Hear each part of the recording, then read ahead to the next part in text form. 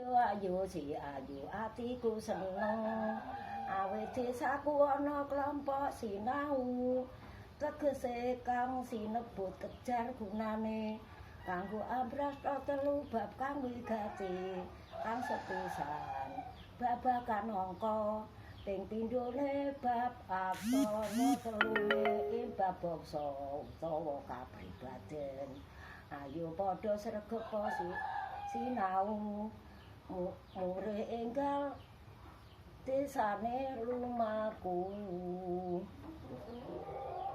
maju kok maju.